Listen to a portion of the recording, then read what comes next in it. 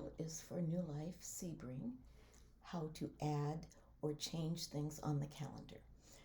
So this is where you would log in, and it's your email address and the password that you have. And then on the left hand side, we're going to go over to events. And when I hover over events, it opens up all events. And we'll just look at that first. And then here's the events that reoccur. And it'll show you on here how they're reoccurring, like your fellowship hours every first and third Sunday until, and then I have an ending date because you change things when you have your winter visitors there. So right now, the thing that I want to show you is how to add a new event. So you can go to the top up here and add new. It is also over on the left hand side, add new. So either way, it doesn't matter. And first we're going to give the event a name. So let's just say you're going to have a game night. Type in game night.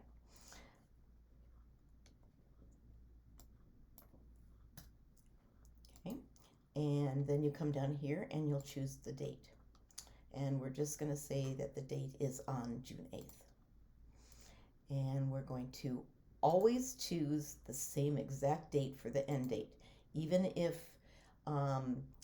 you're going to have game night every week or something, these two should always be the same. The exception is like when I put in the Synod convention, then I want to put the end date so that it shows up on the calendar every single day. Okay. The start time for your game night, since we said night, we'll pick a PM sometime. So we'll just say 5:30 p.m. You don't need an end time. And the reoccurrence is none. Now, if it was something that you were going to do every week, you could come down here and hit weekly. And it'll say every week, or maybe I can say that it's always on Mondays, every Monday. I could click that. Right now it's on a Saturday, and it will continue to only be on Saturdays if I just say that it's on specific days like so. If you know you're only going to do it through the summer, then you could come down here and you could click through the calendar and say we're not going to have it anymore after August, and then it's going to stop on August. I know I'm throwing a lot at you, sorry, but you can always come back to this video and see how to do something. The other thing you can do is, like, you know that you're not going to be around the week of Synod Convention. So we have exclusions. So I can click on exclusions and I can say, so it's starting on the 8th, we can say on the 15th, nope, it would be this week. On the 22nd, you're not going to be around, so you're not going to have game night.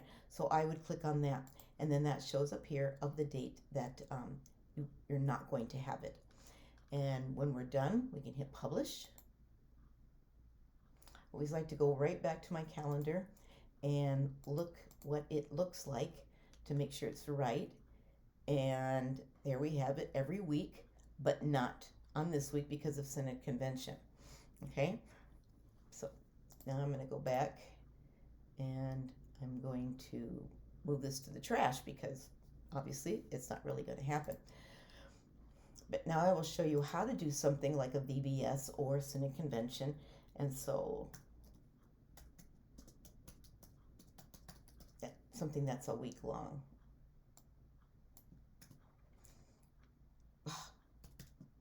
There we go.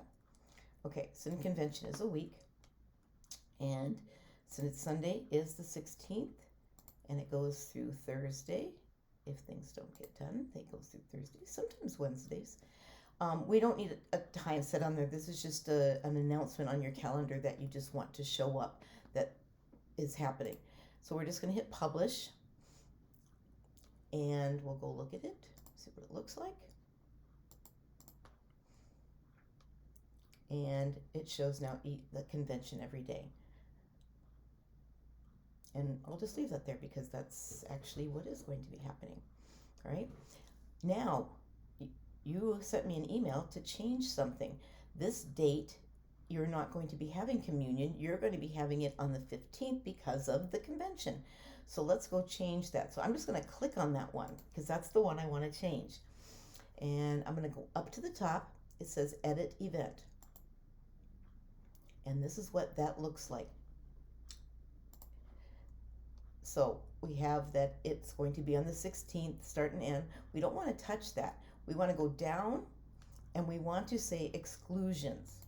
And you're not going to be doing it on the 16th. And so we're going to do that. We can't say that you're going to be doing it on the 15th in this because this is your reoccurring. So we're just going to do that. We'll go back one more time and look at the calendar. Maybe not one more time, maybe more than once. And we show now that it is not coming up. Oops, we'll have to do fellowship hour as well. But at the moment, we'll just do it this way. All right, so now we're going to go back so we can add the 15th onto a different event or a brand new thing. So I'm going to go over to events and I'm going to hit add new. I'll put communion. And we're going to be having it a one-time deal only on the 15th. So I'll start with the 15th, end with the 15th. The start time is 10 o'clock. And so we'll find 10 a.m. Okay. And it's not going to reoccur because it's on a Saturday. We don't want to have it. Now I do have images on the service ones. So I'm just going to come over here and hit set featured image. And I'm going to go to communion service and just click it. And then hit publish. Okay. Now we have to go back into the fellowship one and change that. So fellowship hour is not going to be happening on the 16th. So we need to put in an exclusion. So none on the 16th. There we go. And we're going to come back over here to add a new event on the left-hand side. And we're going to add one on the 16th or 15th.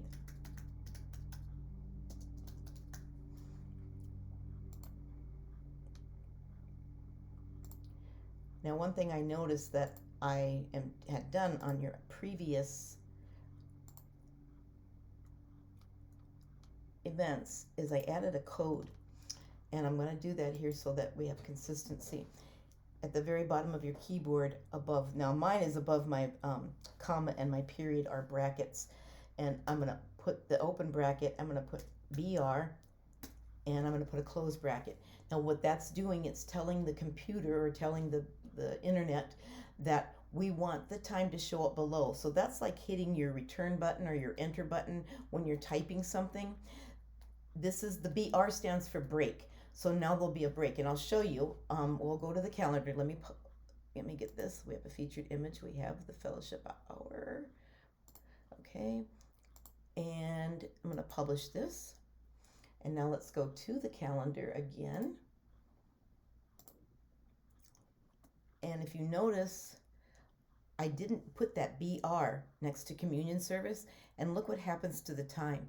Because communion service is two long words, it kind of comes off to the side, where fellowship hour would have done the same thing, and maybe there would have been room for it. But if you shrink your screen, you know, sometimes like that, you're not going to see the time.